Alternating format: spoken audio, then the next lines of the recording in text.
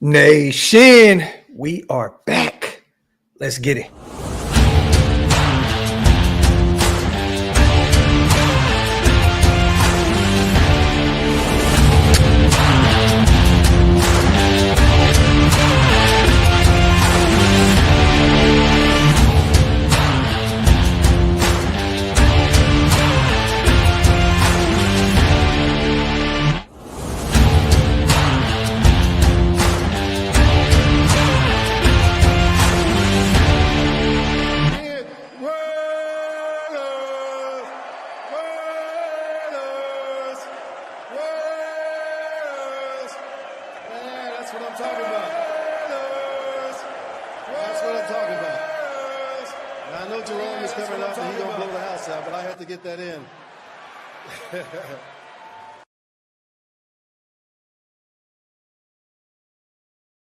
Yo, salute to everybody already here in the building. You guys know what time it is, man. The Graph and Hammer show is in full effect. Salute to my brother. Hammer is in the building. What's good, King?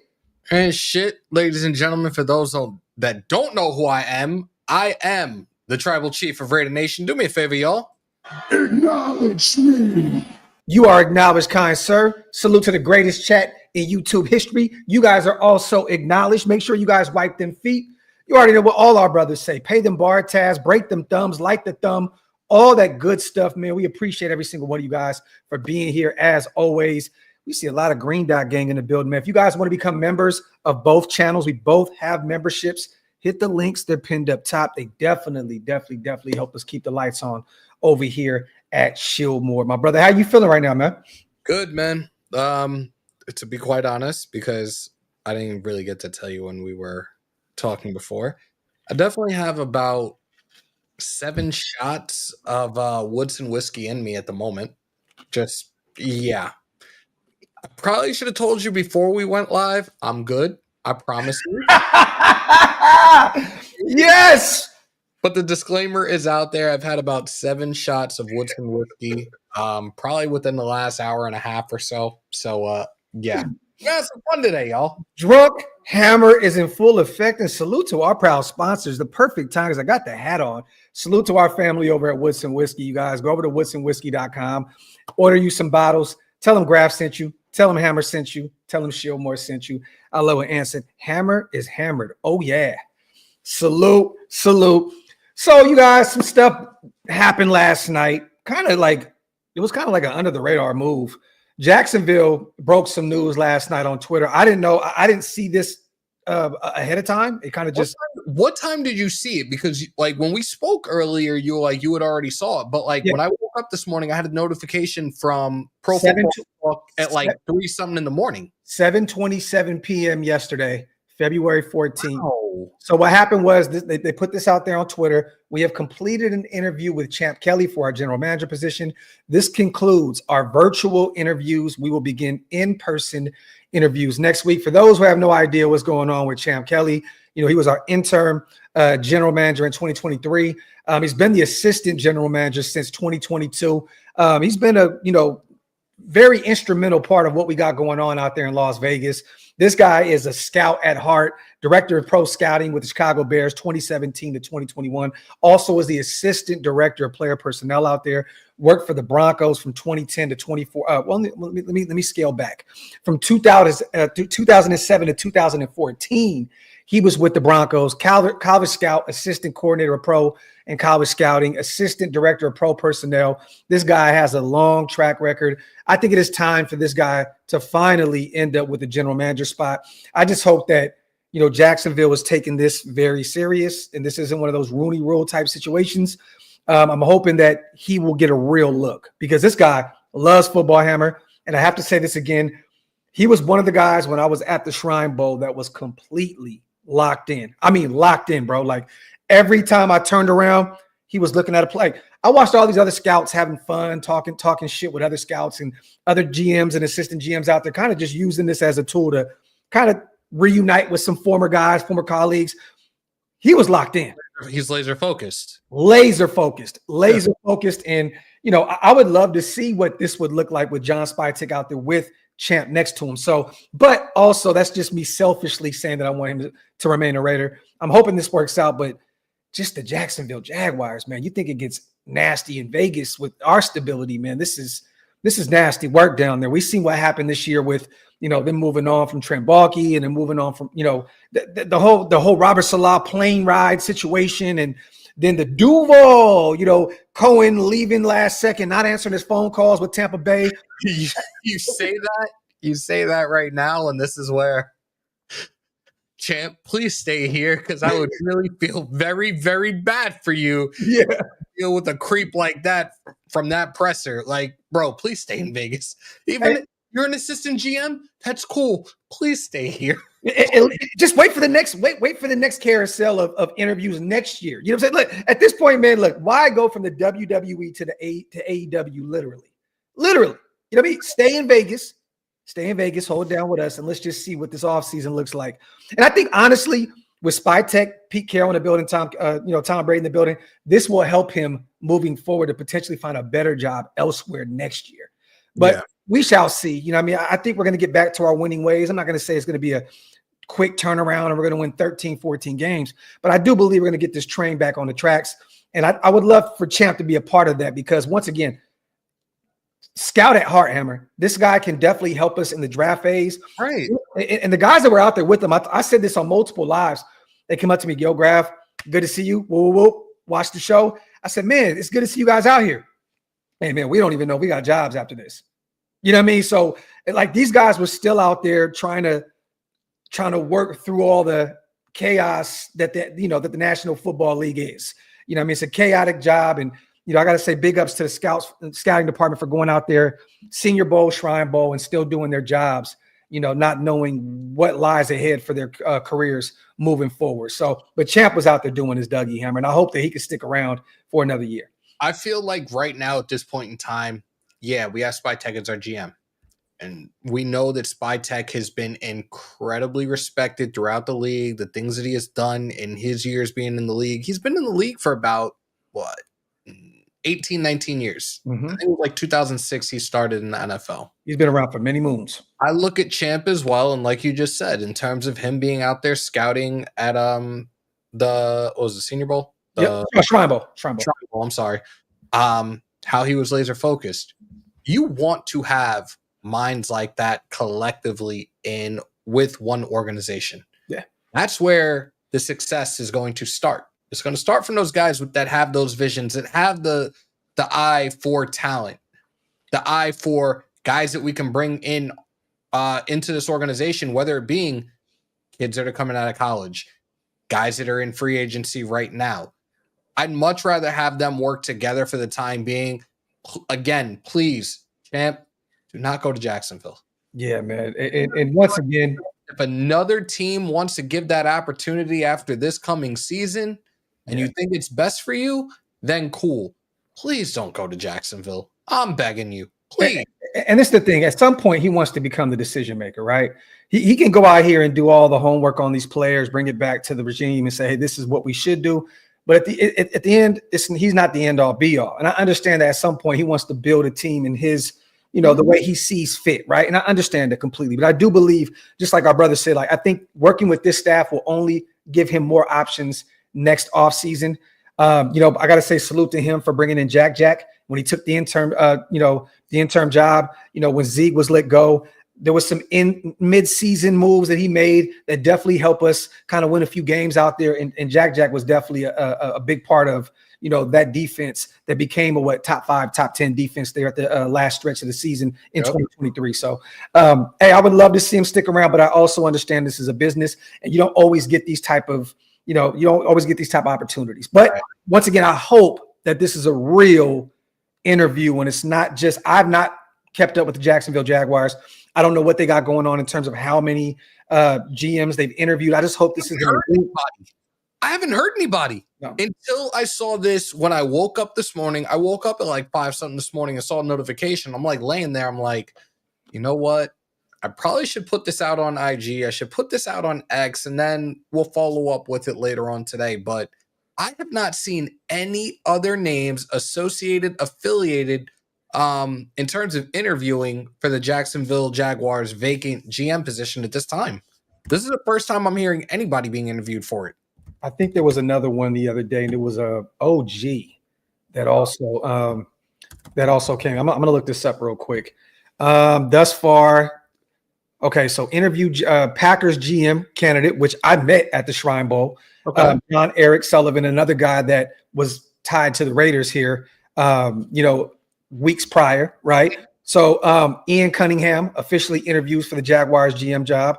Also, there was another name. I mean, let me look this up. I'm going to go to NBC Sports real quick. So John Eric Sullivan, Ian Cunningham, Chad Alexander, John Robinson, Brandon Brown, Terrence Gray, Trey Brown, James Gladstone, and Josh Williams. And now you add Champ to the mix. So they've interviewed a lot. It's so weird.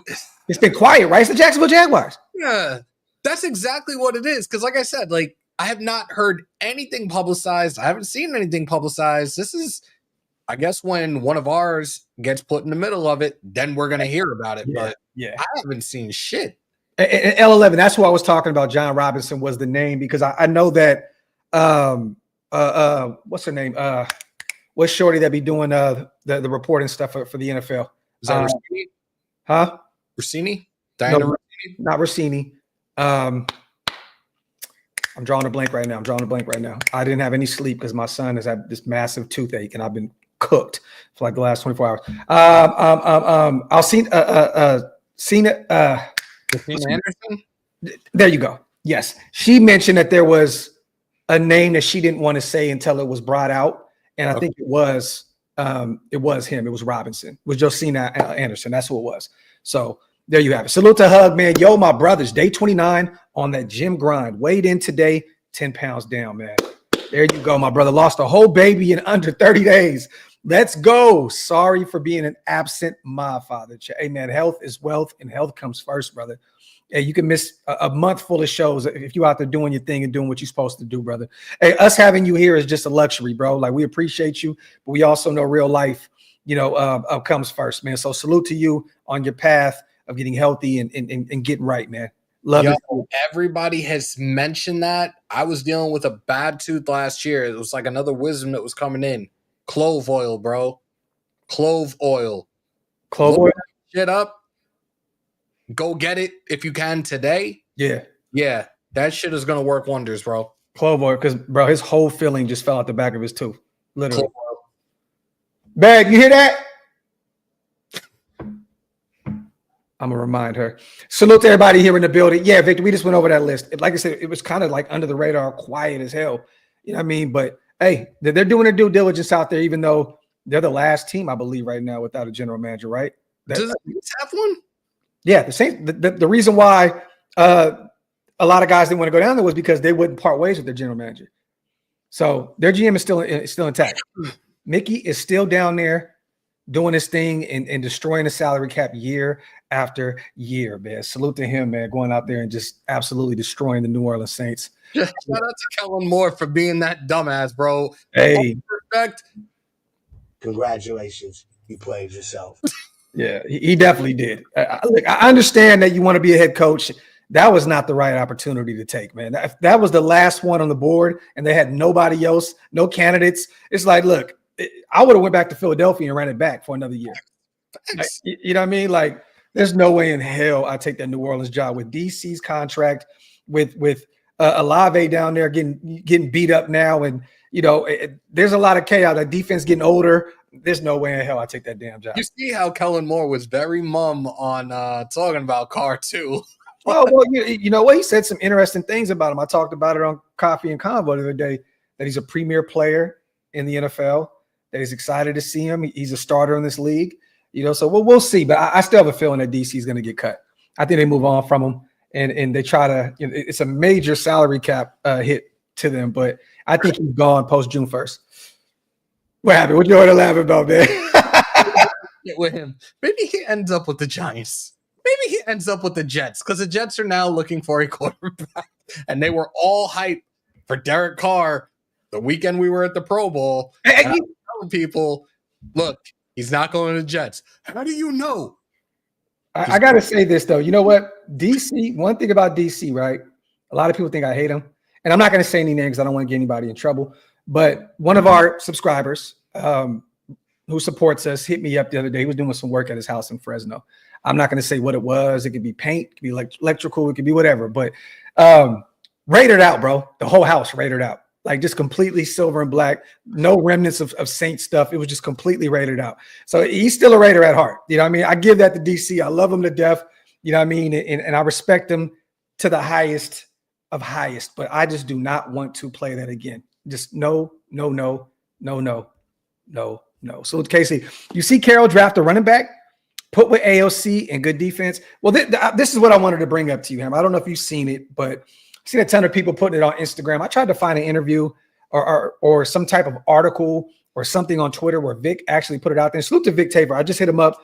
Planning on doing a show with Vic here soon. He had to reach out to his company and make sure that it was cool to step outside what they got going on.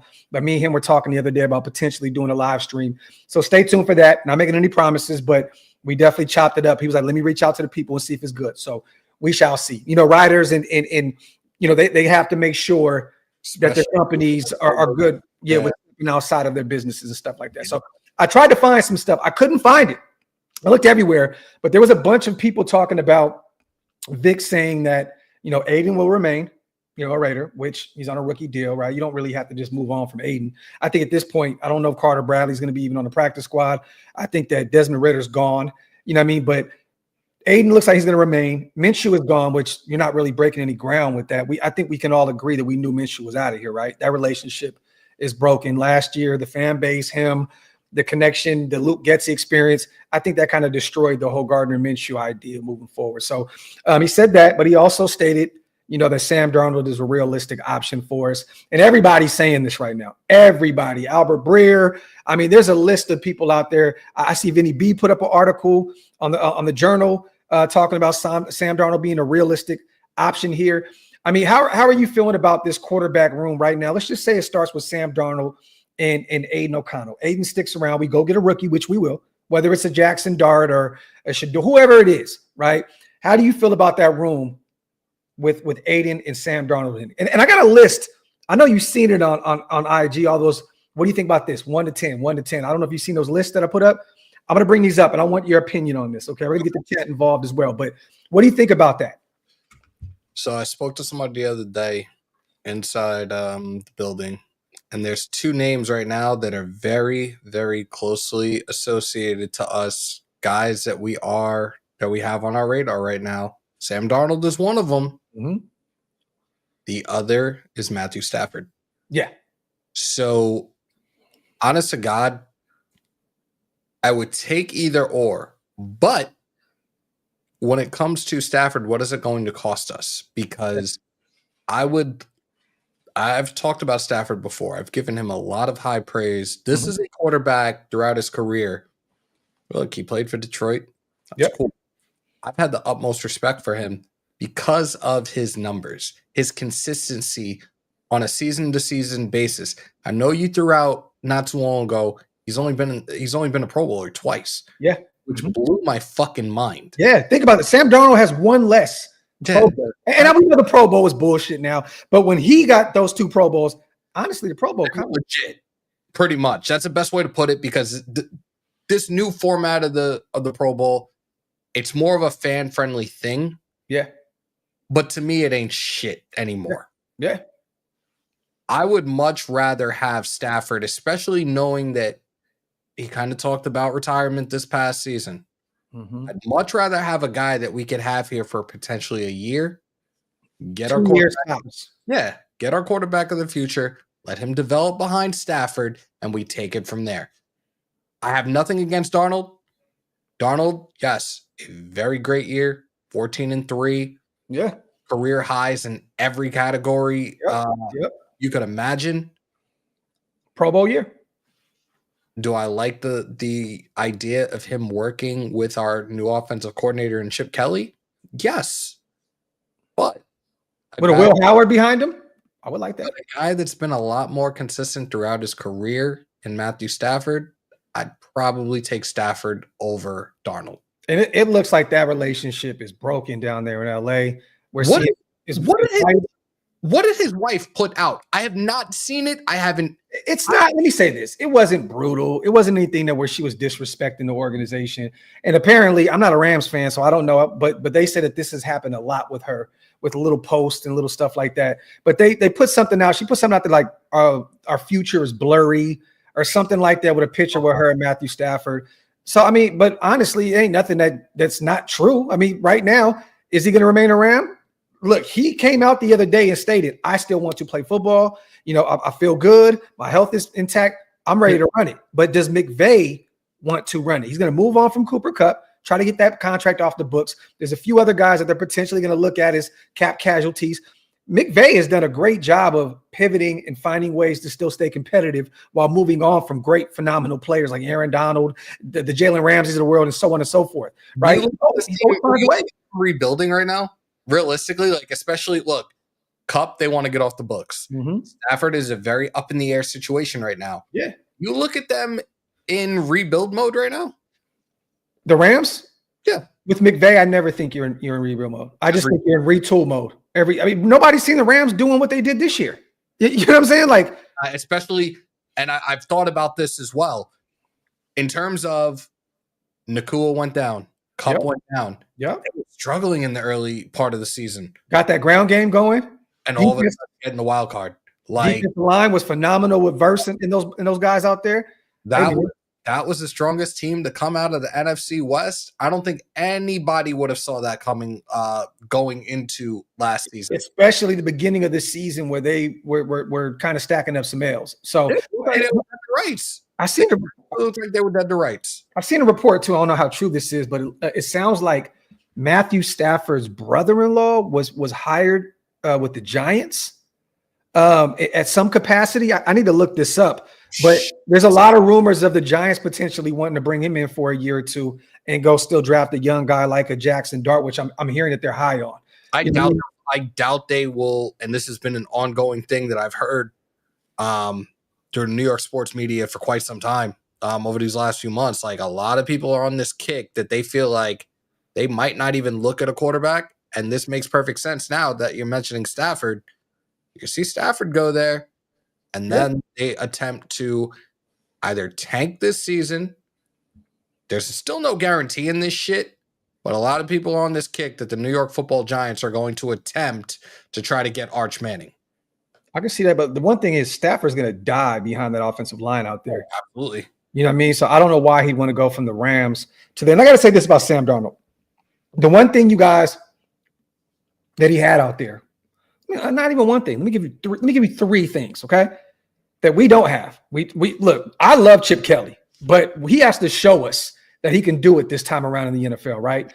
So, but they have a Kevin O'Connell, they have a Justin Jefferson, they have a Jordan Addison, they have a ton of weapons out there in Minnesota that helped make Sam Darnold look the way he looked this past season. He's only 27 years old. Trust and believe that there's still a lot of potential there. The thing is this. If you're gonna sign him though, and you want him cheaper than that 30-40 range, you may have to you might have to bring him in for a 3-year deal. You can't bring him in on a 1 year, $30-40 million deal. If you want him cheaper, you may have to say, hey, we're not the Minnesota Vikings. We don't have a JJ McCarthy behind you. We don't have this, but we can offer you 3 years, right? 3 years, $90 million, and put that little language inside the contract where we can get out of it after year one. But what you just said in terms of Chip Kelly, now this was a conversation we had before, just as the announcement came out that Chip Kelly was a new offensive coordinator. Look, he's an offensive coordinator now. He's not a head coach. Yeah, he's not going to be that dude with Spy Tech, with Brady, trying to make football decisions for the organization, completely depleting great weapons that we have on offense right now. So I think this time around in the NFL for Chip Kelly as the offensive coordinator, it's not going to be what it was like with him as a head coach in the league. Talk that shit, but I'm still expecting Will Howard. I'm telling you, mid-round pick. I can still see that them reunite out there. That Buckeyes, national title run. Salute to KC though, and I definitely see them drafting 2 running backs in this year's draft, not just 1, 2. Look, we love Sincere. We love Dylan Lowby. Let me say we love the potential of Dylan Lowby. You love Sincere, the official agent of Sincere McCormick. You know what? Let me say I love Sincere and I love Dylan Lowby. And expect them to have good, even potentially great careers moving forward. But the thing is this, these guys want to compete now. They understand this is a deep class. And I think at this point, they understand you have to take 2 in this year's class. I don't care if you take one early in the second and then take one in the 4th or 5th. Double dip. I would not be mad to go get a Trayvon Henderson and then go get a Devin Neal out of Kansas. I would love that duo. And we're going to go over a list of some of these guys. Go get a Marion Hampton and get a Ollie Gordon, that big 6'1" type running back out of Oklahoma State. Double dip in this draft. Bring in 2 guys. I just want to check something right now that you're mentioning Sam Darnold, and somebody just asked a really, really good question in terms of what type of quarterback is Chip Kelly looking for? The one thing I want to look at, because we know what Chip Kelly offensive scheme is, how did Darnold do on the ground? 212 rushing yards, 1 rushing touchdown. Mm-hmm. Okay, so guys are somewhat mobile.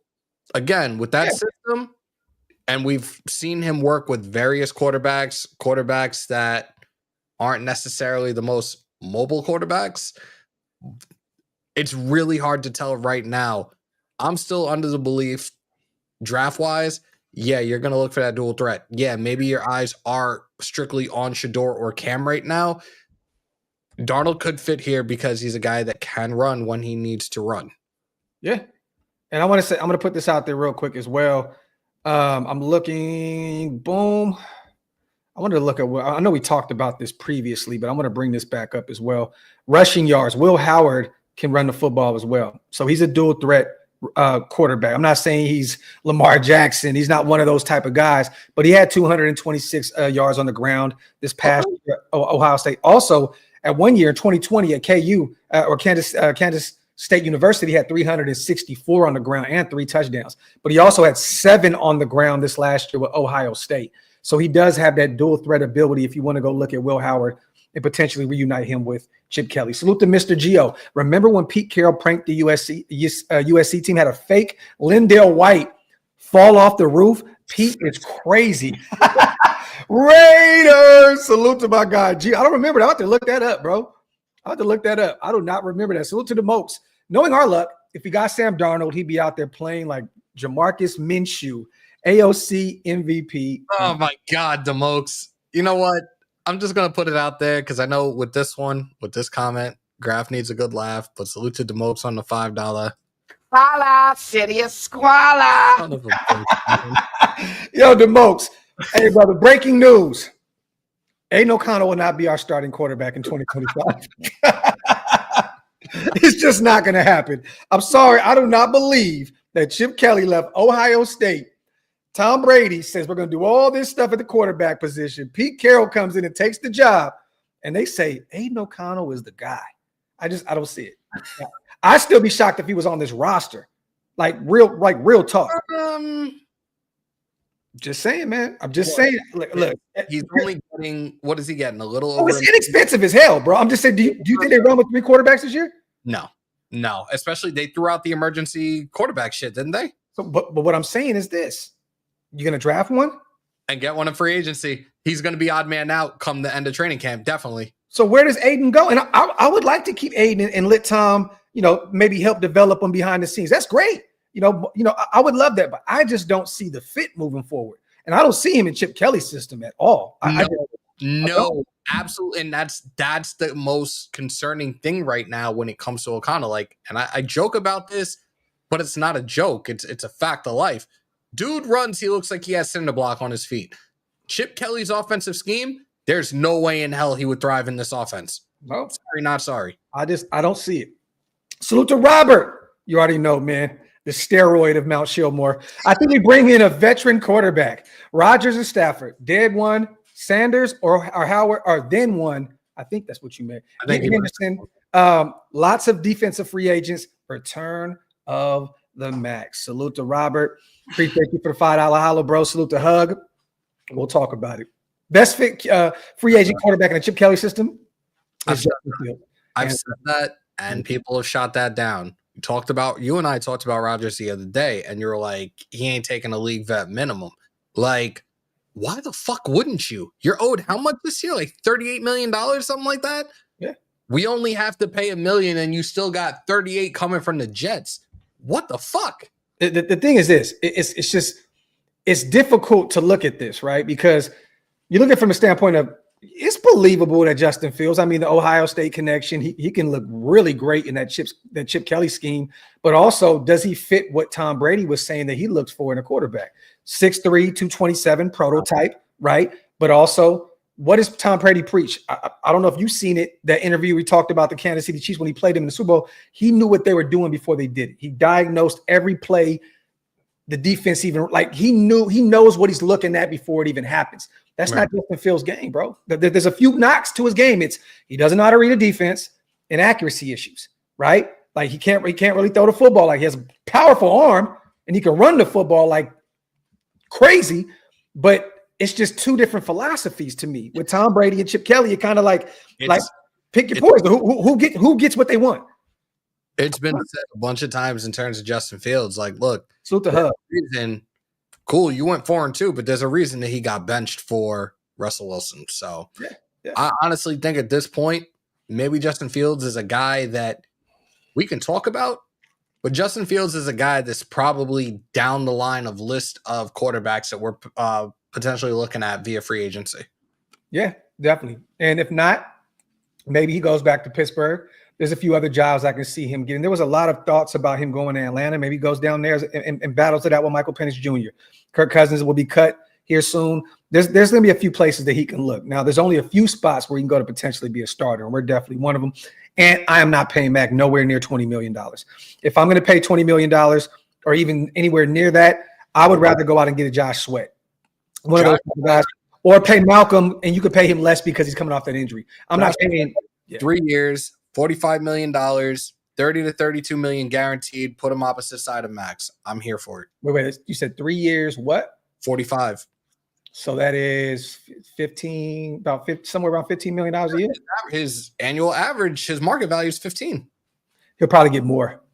Coming off of a Super Bowl, he'll probably get 20. I give him 3 for 60. You mean 360? Average annual then between 18 to 20 million a year. And I'd give Josh Sweat the 360 deal. I would rather have Malcolm Kuntz come back on his feet. 360, 48 to 50 mil guaranteed. I'm cool with that. He's still young.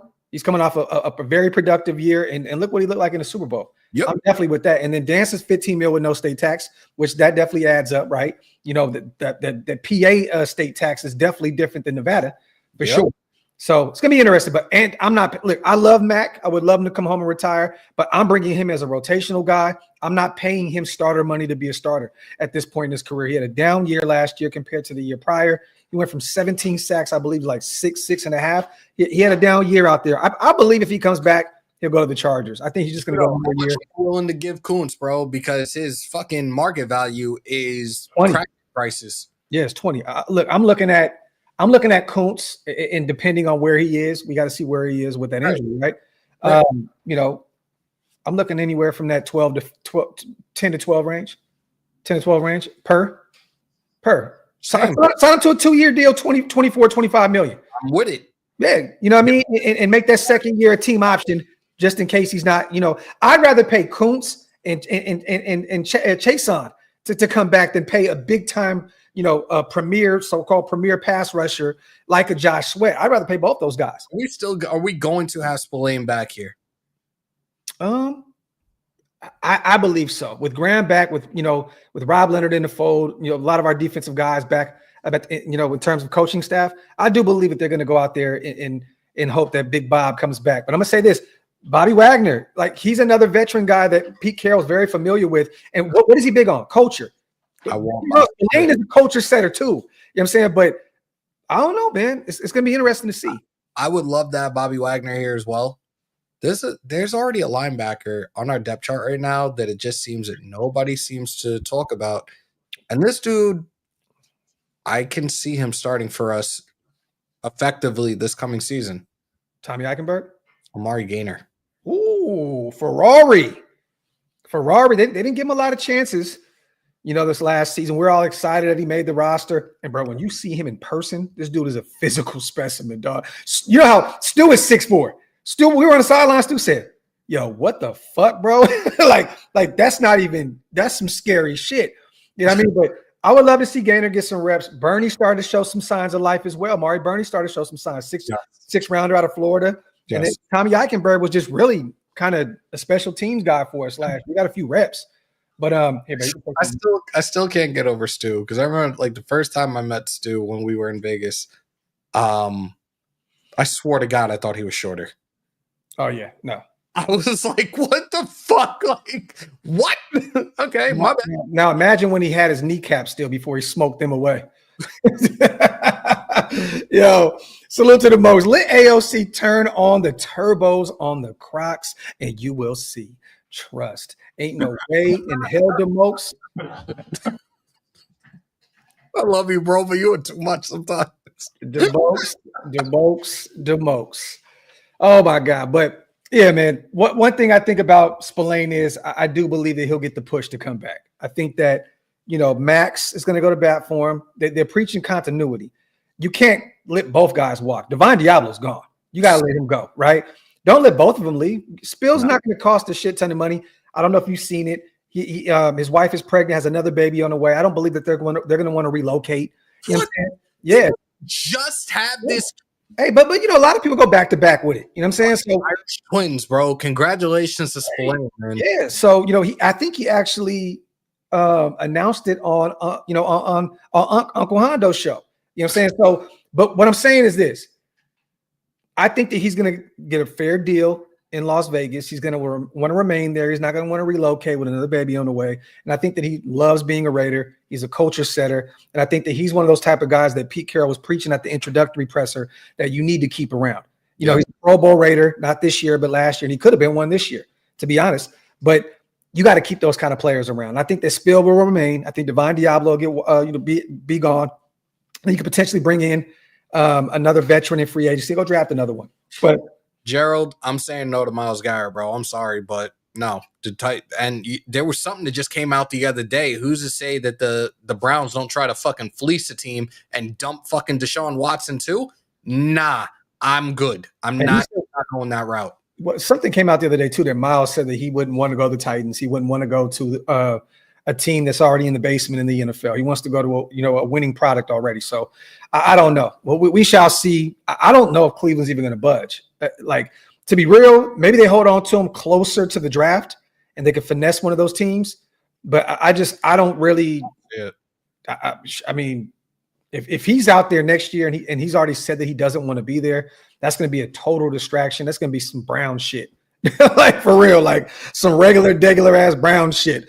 Salute to Robert, man. Hufanga and Bosa expected no. Well, Hufanga, look, I'm a big fan of him, but I think our safety room, you just bring back Merrick, you let Trey Taylor get some reps, bring Palomal back. I like our safety group. Bosa is a no, bro. There's no way. This man is injured year in and year out. There's no reason to go look at an aging edge rusher when he can barely stay on the football field. So I want nothing to do with the likes of a Joey Bosa.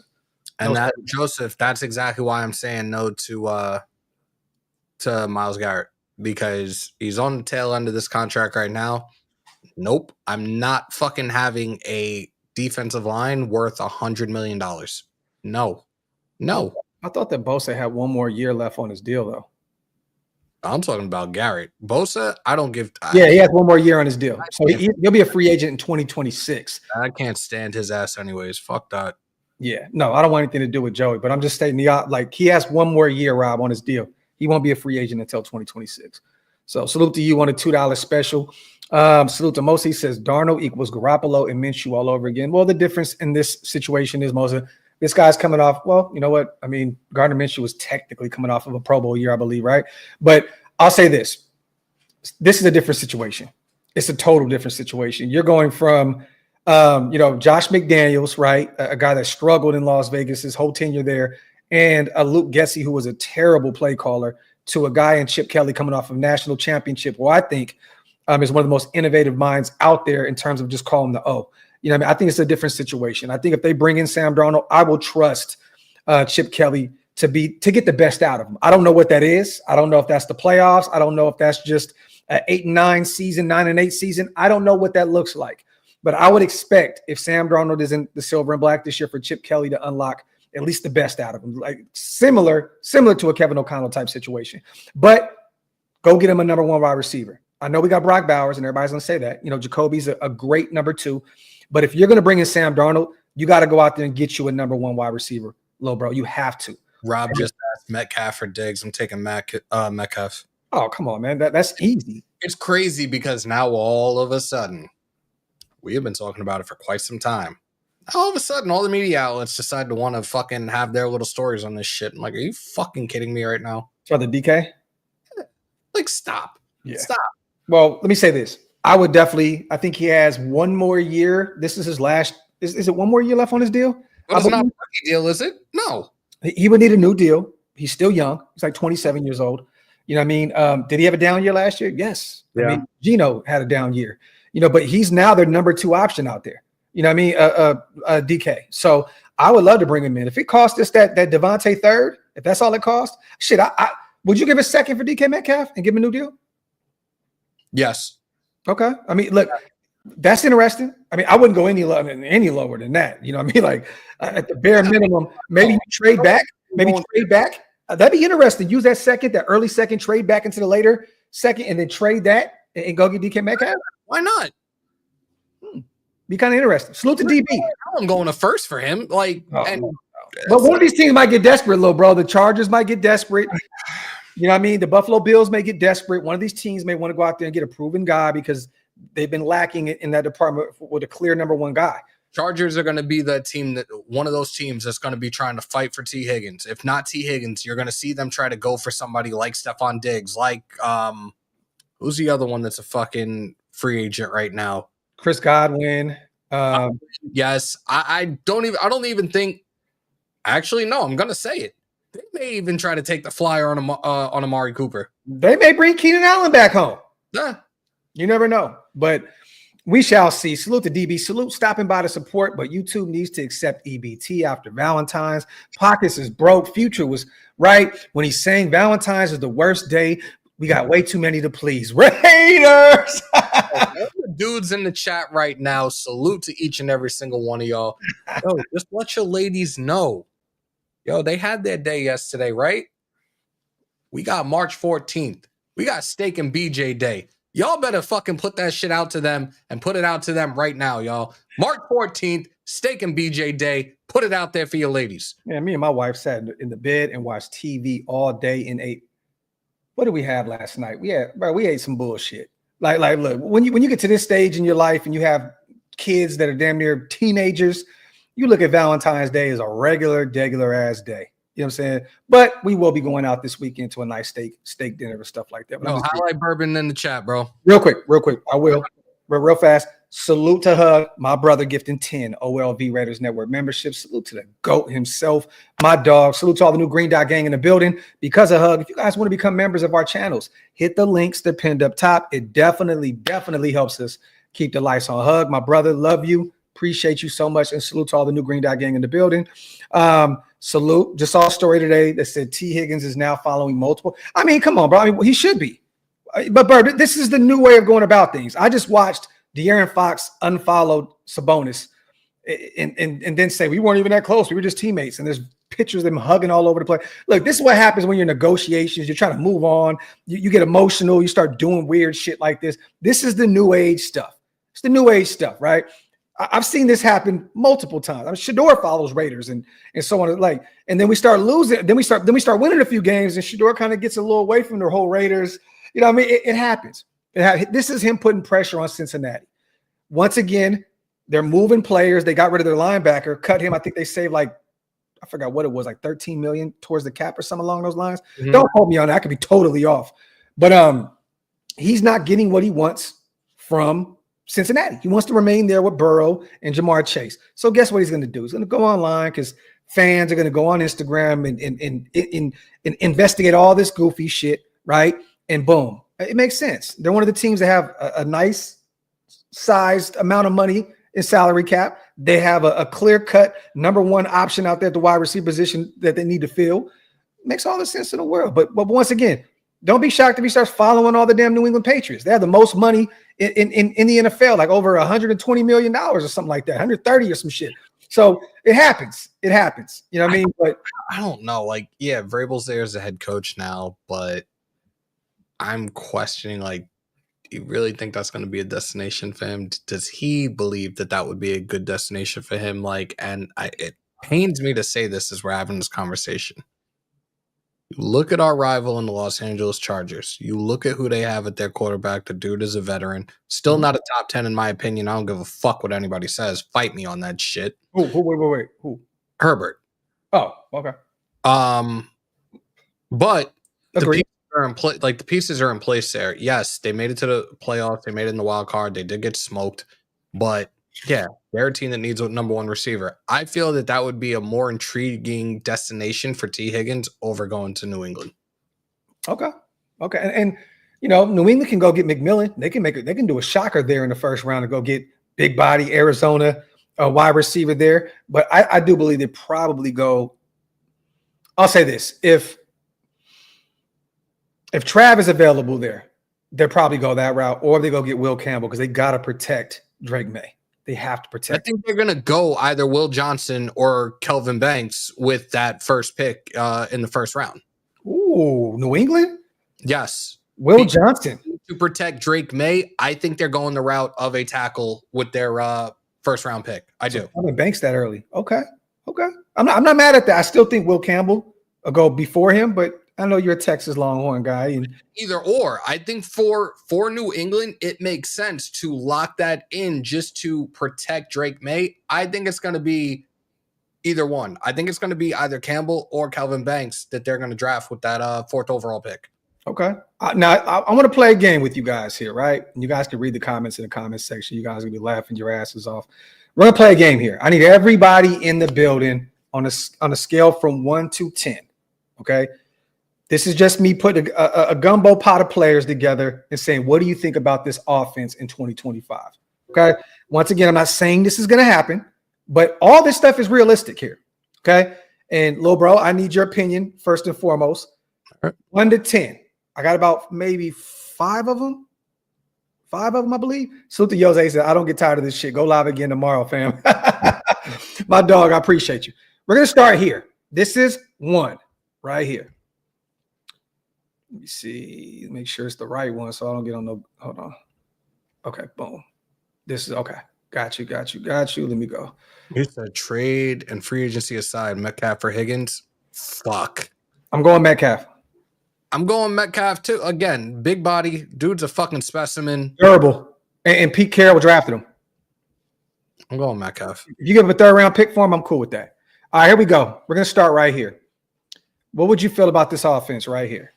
DK Metcalf, wide receiver 1 on the boundary. Got Aaron Rodgers there, the veteran, Mr. Toxicity himself at the quarterback position. You got Jacoby, Brock Bowers, Michael Mayer, and then you have a Ashton Jeanty who you take at 6 right there. He's off the board early. We take him with our first pick. Now, potentially, you can move back from 6 a few spots. Let's just say somebody's available there and somebody wants to move up. Let's say you move back to 9 or 10 or whatever, and Jeanty's still available. Whatever. It doesn't have to be 6. But you get Jeanty, and then you get Devin Neal, the young stud out of Kansas, as your running back 2. And then you still got Sincere. You still got Dylan on that roster as well. What do you think about this roster, you guys? Scale of 1 to 10. How do you rate this offense? Well, Hammer doesn't want anything to do with it. And I'm assuming – No. Oh, okay. That's fucking insane. Okay. Like, I hate giving predictions. I wait until 4 weeks in. I've been doing this shit for 3 years now. This could be a fucking team, especially if our offensive line is fucking fixed, especially on the interior, and Aaron Rodgers can stay healthy. You're looking at like an 11-6, 12-5 team. I can see it. You add Metcalf, you add GT, a generational type running back, Devin Neal, another under the radar type running back going into this draft. That is an explosive offense right there. It's all dependent on what Aaron Rodgers has left in the tank. Simple. But the thing is, looking at this, there's one person that's not in that picture right now. Trey Tucker. At this point in time, we know wherever Rodgers goes, fucking tail is going to follow him, and that's Devontae Adams. Or Devontae can go follow his guy Derek Carr somewhere else. You never know. Keep an eye on Pittsburgh. But All right. Let's get to the next one. All right. Boom. Number 2. We got Stafford at quarterback. We got Stephon Diggs. We got the same trio of Jacoby, Michael Mayer, Brock. We got Ollie Gordon out of Oklahoma State. We got Amarion Hampton out of North Carolina. And I'm assuming we take Hampton there in the second round. We get Ollie there probably in the 4th if he's still available. I don't like Diggs being in Vegas. I don't either. We've all seen the issues that he's caused with previous teams, including Houston. I don't want Diggs here. I brought him up a couple of times. Diggs, I do not want in Vegas. I agree. And I think he's the one that messes up this list. And once again, I put a video out there the other day, you guys, and I got it from a very reputable source who was giving me a lot of information on things that have happened in the past that all have come to fruition. This is a guy that's heavily tied in, and he told me that Diggs is definitely interested in the Raiders and the Patriots. But once again, you look at the salary cap ramifications, you're like, oh, I wonder why Stephon Diggs is very interested in the Raiders and Patriots. But I agree. I don't like this list solely because of Stephon Diggs being on it.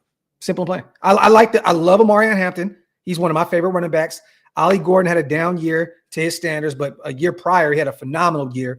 The measurables are there. He could be a great running back 2 for you. Stafford, we know what he can do. I think this would be great. I like the first list over this one. John B., was he a cancer with the Packers? I don't think so. And I think it was a whole trickle-down effect with the Giants. That coaching staff was not that great. Yeah, they fucking played into his hand of him wanting guys, and they fucking listened. Yeah. That's where they went wrong. That's where shit went downhill. I don't look at Rodgers as a cancer necessarily, but Diggs is a hell of a lot worse. Diggs is toxic as fuck. I said it, and I don't care. On and off the field. Salute to Jason. What's up, fellas? Hope you had a good day. And then he hits us with 5 Raider Nation News memberships. Thank you, bro. Brother Jason in the building. We love you, bro. Thank you for pulling up on us. Salute to all the new Green Dot Gang in the building. Once again, if you guys want to become members, hit the link. It's pinned up top on both channels. All right, here we go. So we got this list right here. I'm better off with the first one. Okay. Let me see. Where did I just see? Jamba, we would have to trade for both of them, so that's not realistic right now. Right here, we got Justin Fields, Chris Godwin, Spy Tech Godwin connection back in the fold, Tom Brady as well. Jacoby, Michael Mayer, Brock Bowers. We got Trayvon Henderson, the connection with Chip Kelly there, national championship title winners out there in Ohio State. You got Najee Harris is that big body dual threat running back to come in as the veteran guy in free agency. So we don't go 2 running backs in this year's draft. We go 1 and we get a veteran in. Once again, you guys, Najee to me will not be the running back 1 in this situation. He'll be number 2. And yes, he's had over 1,000 yards rushing every year up to this point. He hasn't had a phenomenal career. You know, don't get me wrong. Coming out of Alabama, we thought he was going to be insane at the next level, and it hasn't really panned out. Some really bad O-line play out there. And Najee hasn't been the Najee that we're used to seeing, accustomed to seeing at the collegiate level. But him as the running back 2 behind Trayvon Henderson. How do you rank this one? I don't like it for the simple fact, and we've talked about this, and you've mentioned this quite often recently. Fields doesn't know how to read a defense. We talked about Godwin when we talked about free agency a couple of days ago on injuries list, and you said that the injuries and lack of durability. No, I'm not with this one at all. Do I like the idea of Najee? Najee, I would absolutely love to have here via free agency if the price is right. And we know. Last year, everybody talked about it. We talked about it, and we said that the running back position is a bit depreciated. Well, those free agent running backs that went to their respective teams, they all did pretty goddamn good and made it to the playoffs, averaging a little over $12 million a year in their contracts. I think that Najee is probably going to be getting something or maybe commanding something around the ballpark of $13.5 to $14 million a year. Word? That would make him one of the highest paid running backs in the NFL. I think so. I think he gets 7 or 8. Curious to know what his market value is, but like, look, let me look at it. It was here. We had a guy that was willing to go 3 for $30. Give me a few incentives. Okay, Not so good. his market value is projected to be 9.1 per season. So you could lock him in for a 3-year, $27 million deal, throw some incentives in it, give him a guaranteed about 20 to 22 million. I have a feeling he's still going to want more. They have him at 27.4 over 3 years for 9.1 per season. So, and that would make him the eighth highest paid running back in the NFL. And this is according to Spot Track. I think that's doable. Okay. We'll see. All right. Next list. Boom. Got Sam Darnold, the guy that everybody is pinpointing to Vegas right now. We got T. Higgins, which this is going to be a little bit more difficult to do, you guys, because a lot of money allocated to 3 positions here. Sam Darnold, you're actually getting the best.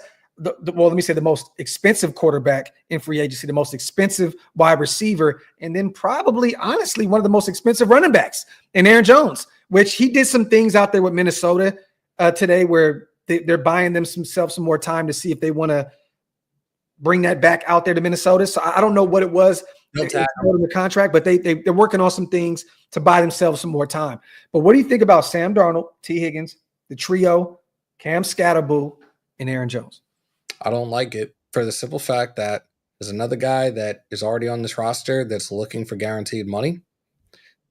I'm not fucking around with dumping a shit ton of money into the offense when we still have a whole bunch of other holes around this entire team right now. What is it, 27 to 29 players at free agency? Yeah, shit ton of them. No. If I had to choose one out of the 3 right now, it would be Darnold over Higgins and Jones. Agreed. I agree with you on that. I wouldn't. I'd rather not do the whole Higgins move, which is going to cost you north of $30 million. Aaron Jones is a veteran, but he's still going to get a nice chunk of change. Love Scatterboo, love that fit. I'm not mad about Sam Darnold being a Raider, you guys. It's just the cost. It just depends on where we are in terms of cost and who is going to be the guy that is going to be the one to take his job when we move on from him. That's the big thing in my eyes, is who's going to be the backup to Sam Darnold that we develop behind him if he's the guy. And once again, the price tag. This is going to be too expensive. You're going to lose a shit ton of guys on the defensive side of the ball. You're not going to be able to pay everybody. I think this is the worst list out of all of them because of T. Higgins and Aaron Jones being on the roster on this list as well. So, and I don't think there's any reason to pay a running back in free agency if you don't need to, especially with a deep class of running backs in this specific group. So there you have it. So salute to everybody in the building. Those are the lists right there. Get a few questions in, you guys, before we get out of here. We're just about to hit the hour mark. Salute to everybody here in the building again. Make sure you guys wipe them feet, man. You already know, man. Pay your bar tabs, break them thumbs, all that good stuff that Shieldmore be saying. And also hit that subscribe button if you guys are not subscribed yet. Salute to everybody also watching on Twitter. We're about 1,200 deep in the chat right now. Salute to every one of you guys for spending your Saturday with us. We appreciate every single one of y'all. Salute to Raider War Report. If you haven't checked out Rob Jonah Coleman from Washington, explosive, doesn't fumble, great lateral movement, high yards per catch. Tell me what you think. Or yards per carry. My apologies. Take a look. Let's take a look at that. I just saw something in the chat. Hold up. Where is that? I fucking hate this shit with the monitors.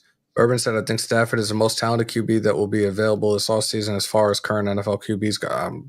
I agree with you, bro. Jonah had 193 carries. He had 1,000 yards rushing, over 1,000 yards rushing, 10 touchdowns, and average 5.5 a clip. And you know what I like about this is he's from Stockton, California. He's from the 209. He's from home. Bring him in, Raider War Report. Raider rounds, baby. Bring the Husky home. Salute to Stockton. Salute to Modesto. Salute to Tracy. Salute to the 209.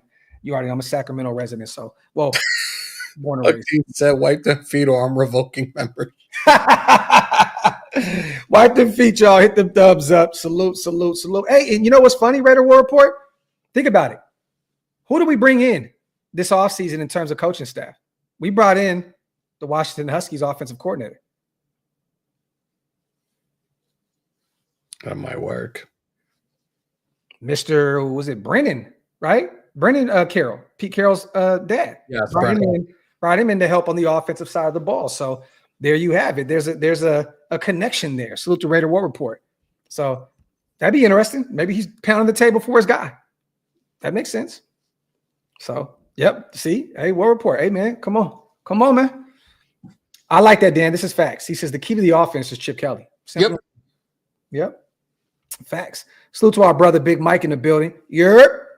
What up, bro? Salute to my guys. Always good to see my brother in the building. Salute to Rick. He says acquire Fields and Trey Smith, draft Mason Graham, Amarion Hampton, Jaden Higgins, and Wyatt Millum. I would also draft Neal and Kobe Bryant in the later rounds. I don't think Kobe's going to be a late round guy. I don't. I really, truly don't. Wait till the combine. I don't. I think he's going to be a mid-round guy. Yep. Bro, I used to live in the OG Parkway. UA. I lived on the brick side and the apartment side. Come on, man. Bro, both sides. Like I'm real South Sacramento, my brother. I don't think you realize the brick side and the apartment side. If anybody knows about G Parkway, and I'm saying the brick side and the apartment, you know what time it is. Salute to my brother Ray, my brother Sean. We were ripping and running through those streets back in the day in the G. Salute to G Parkway, which they changed to Shining Star and they changed it a million other times, but it's always going to be the G to me. Twinkle, twinkle. Salute to Dan. Kobe's gone by the second round. Won't get past the second. I think he won't get past the third. Damn. Really? Get past the third. Dan, but I can see a team. I told you before. I was hearing Pittsburgh talking about him a lot at the Shrine Bowl, but I think he'll be a third round pick. Dan. Honestly, I think that'd be, and I love Kobe Bryant. He's one of my favorite corners in this draft, but I think that'd be a reach. Kobe. Just because there's gonna be so much talent still on the board. You know what I mean? So interesting. Who was your pick to drop in the draft this year? A la Will Levis. You got a name? Specific name? I got Shador.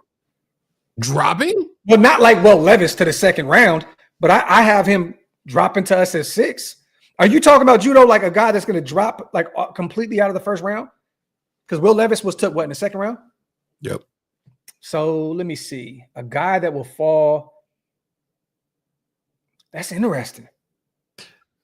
Right now, I can't think of anyone, and I'm still convinced right now that we might have to move up. We talked about this the other day, but I feel like we're still going to have to move up to 1 or 2 if we want Shador. I like that name, Dougie. Luther Burden, wide receiver out of Missouri. That is a guy that a lot of people had going in the first round. It's kind of cooled down a little bit. His name has kind of not been in circles a lot. You're not really seeing him in these mock drafts and a lot of this draft process talk. I can see that. That is a phenomenal name. Salute to Dougie 6'9" on that. Great call. Facts. Who that, fam? Facts. Burn, that was a great call. Because a lot of people had him as a top 10 pick. So, I don't know. Siobhan, too. Corner, because of the injury. He has top 10 talent, but he could potentially drop into the second round as well because of, he tear his ACL or something? I forgot what the injury was. But he has those prototype corner attributes. He could be one of those guys, bro. Siobhan, was it East Carolina, I believe? Siobhan Revel? This kid, man, is a baller, bro. You got to do your homework on him. 6'3", big body guy. Let me see. Yeah, in 2023, he had a big year for them. But East Carolina Pirates, another name that you may see drop to the second round because of the injury. Eric says, who do you like more, Ward or Sanders? I'll let you take this because you already know my answer. 1A, 1B. Sanders, Ward. Okay. Judo says, I think it's Will Campbell because of the arm length talk. Okay. I wouldn't be shocked by that. Because honestly, would you be shocked at this point if Booker goes ahead of him? Because honestly, he's probably to me the best guard out of Alabama, the best guard in this draft. And Will Campbell may have to go from left tackle to guard and make that transition. Do you see Booker going in the first? I have him going to 10 at Chicago, bro. Wow. Real talk. If Chicago, let's just say they don't go the GT route. You know what I mean? Like if they say, no, we need somebody to help protect Caleb because he got killed last year.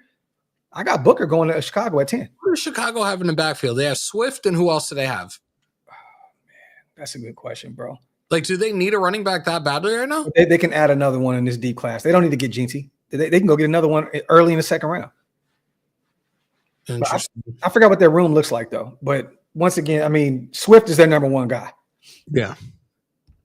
Salute to Raiders. War report again, man. Dart goes before Sanders to the Giants. Book it. I wouldn't be shocked. That's why I think all this Matthew Stafford talk. I think they potentially trade some draft. If they do go get Stafford, let's just say they go trade for him. I could see them doing that and bringing in Jackson Dart. I'm telling you, bro. I didn't. They took the dude out of like West Virginia. Yo, that was terrible, bro. Yo, everybody needs to get fired that day, bro. Everybody. But I can see that. And Marty, David Montgomery doesn't play for Chicago anymore. He's with the Detroit Lions. But I can see, and there's a lot of smoke around Jackson Dart and the Giants. So I can definitely. What if the Giants traded back? Or I don't see them reaching at 3 to take Jackson Dart. Dan, I don't see Arch coming out after this coming season. I think he's going to play 2 years, dude. I really do. Okay. Yeah, I'm fucking just thinking about that shit has me fucked up. Bro, I was like, what the hell is going on? Some shit like that. Yeah, bro. I'm like, who is this dude, bro? That was the first time we ever heard of this guy. I want to see. Hold on. Let me look this up. West Virginia quarterback. I want to see this shit real quick. Garrett Green, right?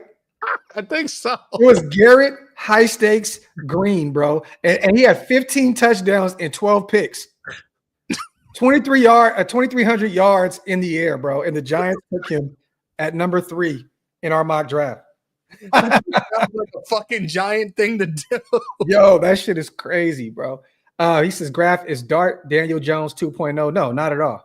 I think they have two total different skill sets. And Daniel Jones isn't Jones like 6'5", 6'6"?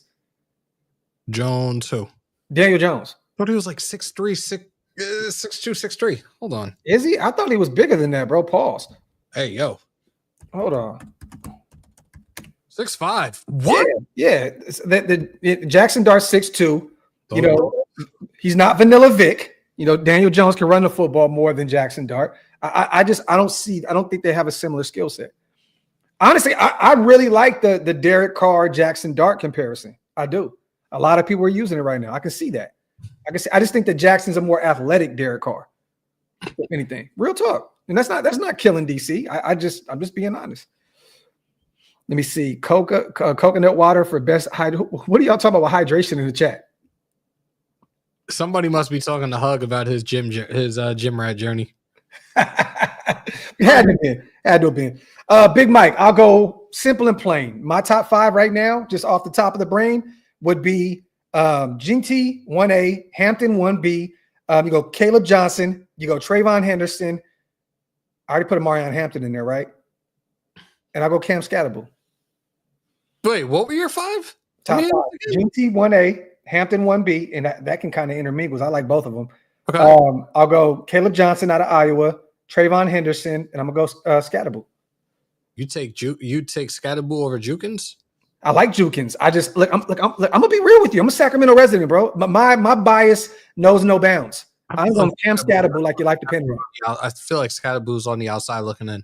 I do. Oh, he probably is, but not on my list because I'm Sacramento proud. I'll tell y'all where Scatterbull would fit perfectly. Pause. New England. White boy running back heaven, baby.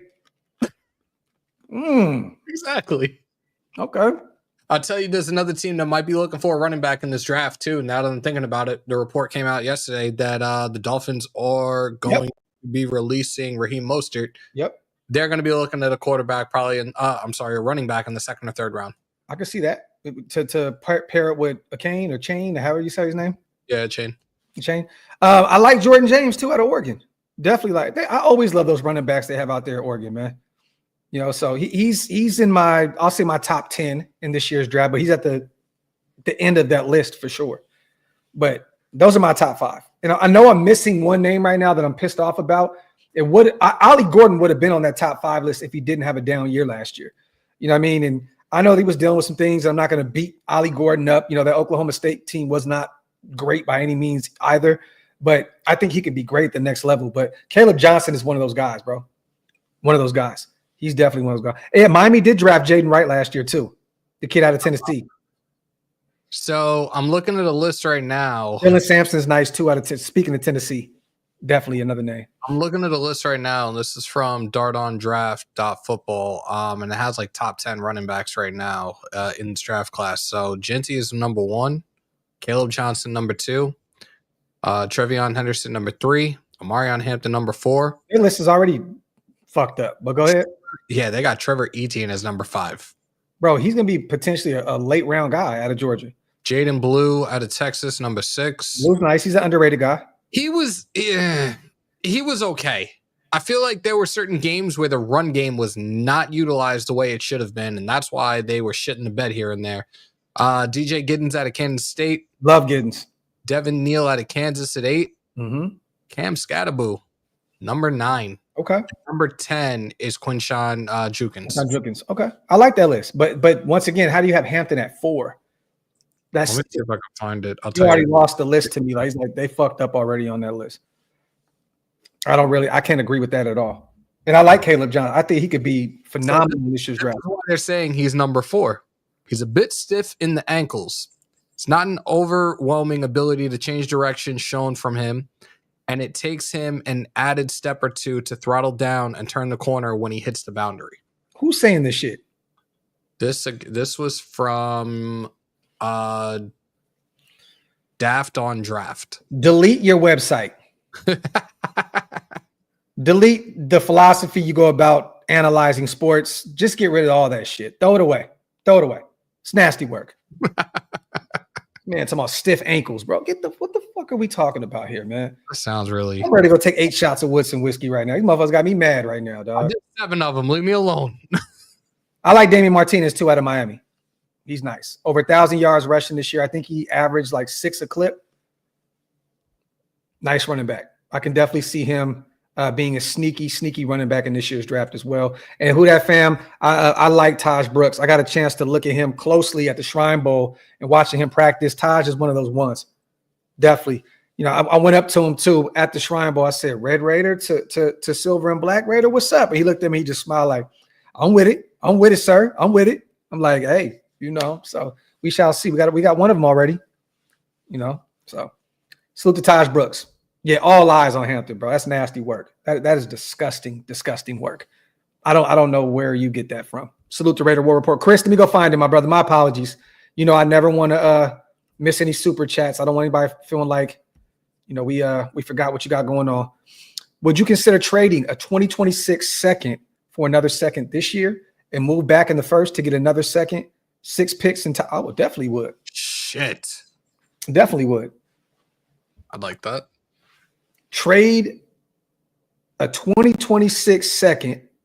Well, that's all depending on if we get a quarterback in this year's draft for another second in this year and move back in the first to get another second. So I mean, we would be out on Shador then, and we would be looking at Will Howard or Jackson Dart in the second, which is okay.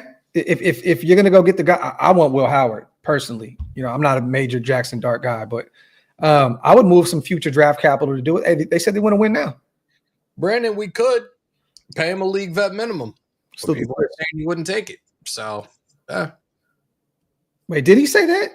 What? Did Aaron say that he wouldn't do that? Because remember this isn't this going to be a situation, little bro, where it's similar to Russell Wilson? Like the Jets are still going to have to pay him a shit ton of money?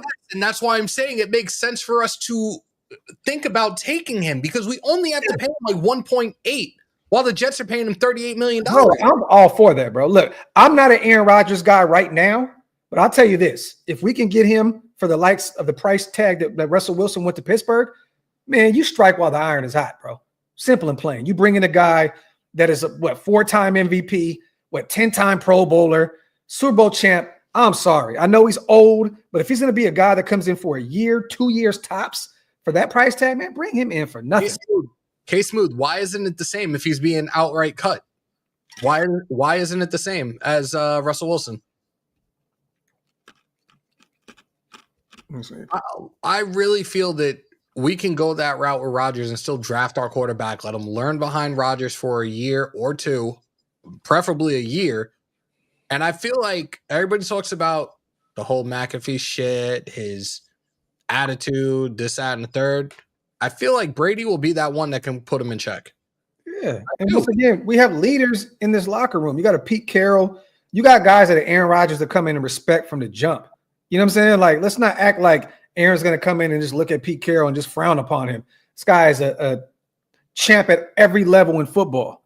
You know what I mean? Chip Kelly, a guy that I guarantee you he respects at the highest degree in terms of calling offenses. And once again, Brady and Spytek are very respected. So I think if any situation where Aaron goes in the NFL this year, I think the Raiders will be the best situation because we have people in the building that can, you know. Judo just said Brady and Carroll will command respect from Rodgers. Yeah. Having a rookie learn from A-Rod and Brady. Yeah, and there's a quarterback in the league now that learned behind Rodgers previously in Jordan Love. Why the fuck not? Do it. There you go. Salute to Will, my dog. On the goal line special. I'm on a team trade back if the top guys aren't there, and they most likely won't be. Try and move back to the 10-13 range. He said, let's get back to that Brock Bowers range and get a Jalen Walker and acquire the young edge rusher out of Georgia and acquire more picks, more specifically, another second. Salute to my guy. And he's a guy that's starting to gain a lot of momentum going into the combine as well as Jalen Walker. Have you got a chance to watch that much of him this year? No? Kid looked good. I mean, you know, Georgia didn't really have that dominant year that they usually do, but 6.5 sacks last year, you know, two fumble recoveries. He had 61 total tackles, 38 solo, 6'2", 245.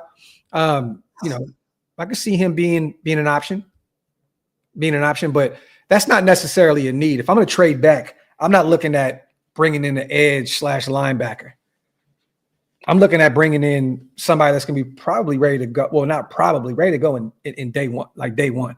There was a linebacker that somebody mentioned the other day. I don't know why I remember this dude's name right now, but they're like, yo, this dude is just on a different level. Like, we need to have this one linebacker, and I can't remember the kid's name right now. Where at? Do you remember what school? I can't remember. I just saw this shit. Like, this was like 2-3 days ago, but when I saw it, I was like, this would be interesting, and I can't remember who the fuck it is right now for the life of me. Salute the War Report. Rodgers will attract Higgins. Let Howard or McCord learn behind him. Talk that talk, my brother. Think about that. Once again, pay on a league vet minimum, you can lock in a contract with Higgins then. Yeah, facts. For the cheap, you can, man, look. 2025, Rodgers will earn a base of $2.5 million and a signing bonus of 35 while carrying a cap hit of 30. Thank you. While carrying a cap hit of 23.5 mil and a dead cap value of 49. Yeah, but what does it have to do with us? They have to pay the rest of that shit. We can give the league vet minimum at 2.5 mil for him. Yeah, I want to figure out God Family Raiders for life. How does that work? Because I'm just trying to figure. That is the Jets' responsibility. They're gonna cut him. They're gonna cut him, so they got to pay him. No one's trading for that contract. Nope. Remember, wherever he goes, a new contract will be handed out. So they said when the NFL opens back up, March 12th, March 13th, he's free to sign with any team, and he'll be a post June 1st designation cut, right?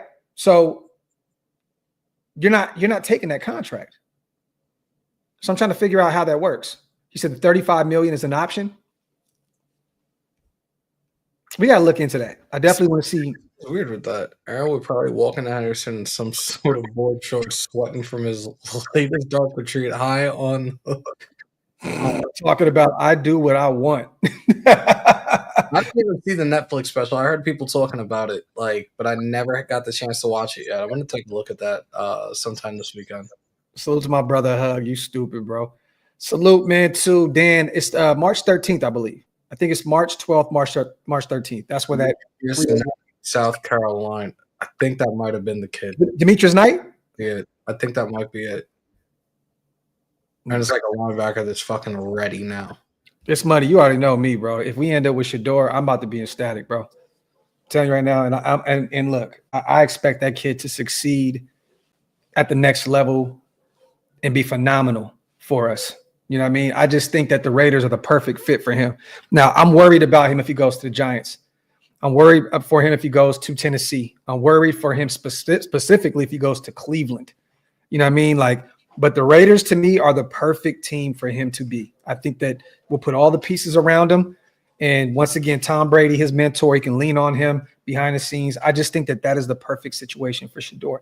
And I think that he agrees with that as well. But also he's playing the game because he knows that he wants to go before 6. And he also understands in his mind that if the Raiders want him, they have to move up to go get him.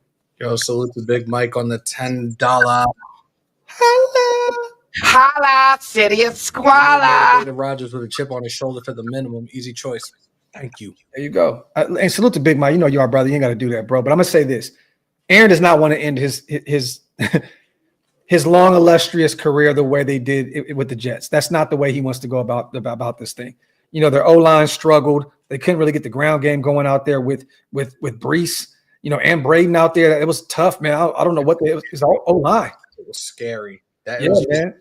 The offensive line was not clicking, but the defense is like shit too. The defense didn't look. It looked like a shell of itself, little bro. Hold up. Salute once again to my brother Big Mike on the $10 issue as well. Let me hit the mute button on Hammer. Salute to everybody here in the building. As always, you guys, make sure you wipe them feet, hit them thumbs up. If you're not subscribed yet, make sure you hit that subscribe button. Coach says, I don't know if this graph the player analyst or graph the buddy of Shedeur. I'm not a buddy of Shedeur at all. It's the former. I'm all for it. I just don't want any. Look, first of all, you don't know who Laube is yet. I don't know who Laube is yet. Nobody knows who Dylan Laube is yet. You can't base your judgment off of a running back off of one rep. Literally one rep. And secondly, I don't know Shedeur personally. Have I interviewed him and talked to him a few times? Definitely.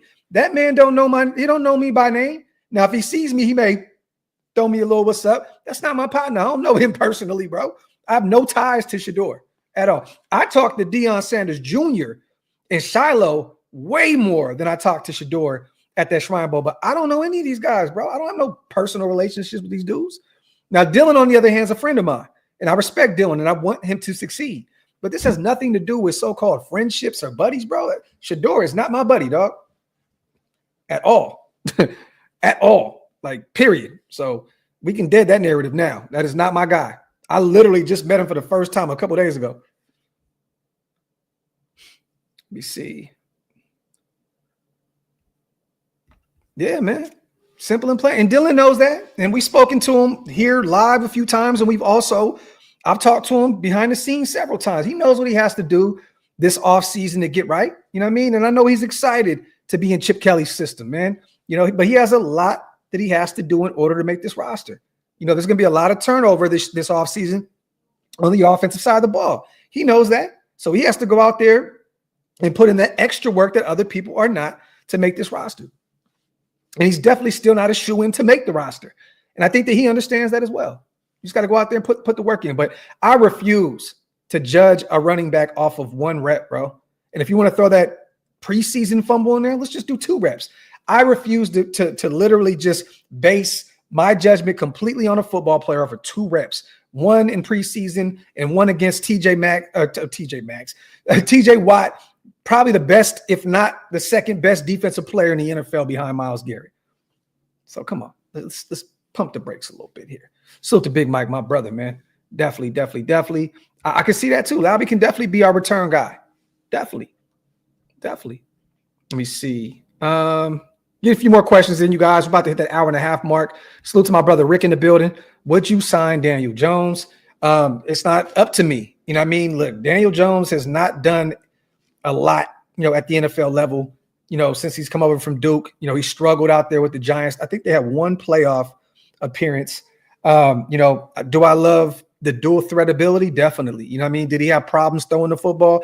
Definitely. You know, he definitely fell out of favor in New York. There's a reason why they let him go. He went to Minnesota, you know, and I think he was pretty much, I don't know what they got going on with him. Are they going to bring him back to Minnesota if they move on? He may stay. He may stay in Minnesota with Kevin O'Connell. If they move on from Sam Darnold, I can see them keeping him there and having him battle it out with JJ McCarthy. But I'm personally not a big Daniel Jones guy, and I'd rather stray away from that. James, what would a Rodgers contract look like? At this point, I'm assuming, because I'm just going off of what I think this situation is. The Jets have to pay him. And if this is a Russell Wilson type situation, James, where you can get him for the fucking vet minimum, you bring in Aaron Rodgers while the Jets pay him a shit ton of money, if that's the move. Now, if you're bringing in Aaron Rodgers fresh, he wants a fresh contract. I'm not paying him top dollar to come in at 40 plus years old to be your guy. It's just not going to happen. But if you can get him on that vet minimum, bring him in. Bring him in. I'm all for it. Salute to my guy, James.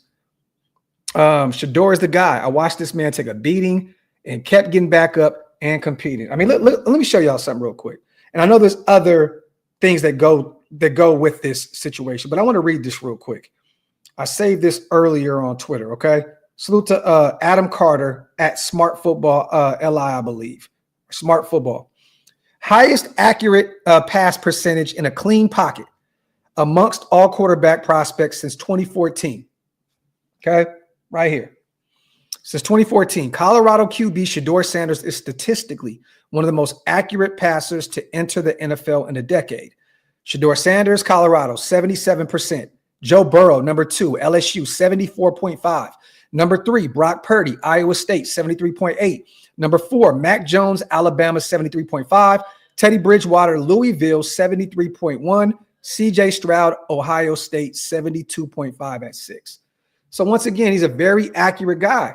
And that's someone that Tom Brady will definitely look at. Like, I want a guy that's accurate, that can make all the throws, that if you give him a clean pocket, which most quarterbacks, if you give them a clean pocket, they can make shit happen, right? But I'm just stating the obvious here. I'm reading this, y'all. Like, Shador can be great at the next level. And I know some people are going to say, well, the talent that he faced at Jackson State and the talent he faced at Colorado, cool. You want to bring that? You want to look at all this other shit? That's fine. I'm just going off of what that tweet entailed there, okay? Yes, and there you go, Dan, a high football IQ. Hold on real quick, y'all. Hammer, you got it real quick? Uh-oh. What up, everybody? Sorry. Waiting for my food to get here, and they fucked up. Wipe them feet, smash them thumbs. Yeah, you don't know the routine. Man, I feel bad for my son, man. He is cooked right now, man. Oh, that clove oil, ASAP. Bro, his tooth hurts so bad, he's throwing up. Like, it's like he's like, ugh. Hold on real quick. I'll be right back, bro. Hold the show down real quick. Do a few of the comments in the comment section if you can. Gotcha. Mike Mayer, we keep him around. What you think about his potential? Does he ever reach that potential as a Raider? Mike, I think that he's going to be just fine. He battled the mental health stuff during this season, was away from the team for quite some time. I think in this system now, I think he's going to be just fine. He'll be a little bit more involved than he was after he came back. I think it's going to take care of itself, though. And if not, he could be a guy that you could see being used as a potential trade piece as we approach the start of the new league year next month. Can't compare college to NFL numbers. Don't lie, though.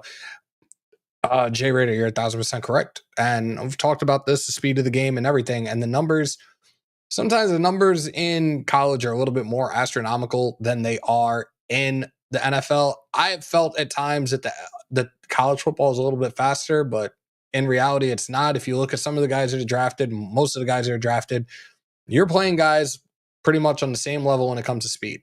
A lot of guys that have these 4.4s, sometimes under 4.4s, 40s, then shit kind of balances itself out throughout the league.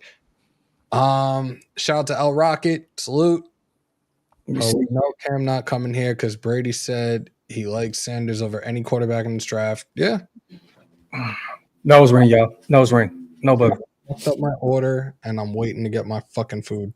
Salute to everybody here in the building, man. I think we're hitting that hour and a half mark. Hammer's about to eat. I gotta make sure my son is good. My wife about to take him to the ER right now because go handle that, please, and man, a hug for me. Go handle that. Salute to everybody in the chat. If you haven't already, wipe them feet, which means hit that like button. Make sure to subscribe as well to both channels if you haven't already. Yep. Graph is going to get to 30, and we're trying to get 30. We're on the road to 15. Make sure to subscribe to both channels, y'all. Appreciate everybody that pulled on up for this hour and a half, this little Saturday matinee that we did. Appreciate each and every single one of y'all in the chat. As always, man, salute to Lil Bro. Salute to everybody here in the building, man. Appreciate all of you guys. We will be back, anytime some Raider news hits. So there's some information out there that we got. We're going to come through over here and bless you guys first. And you guys always bless us as well. Thank you guys once again. Without you guys, this shit don't work. It does not work. So we appreciate you guys. I'm going to get out of here. Make sure my son is good. Hammer, go handle your thing, brother. I'm going to call you in a minute. Salute to everybody here in the building. As always, we love y'all. We appreciate y'all.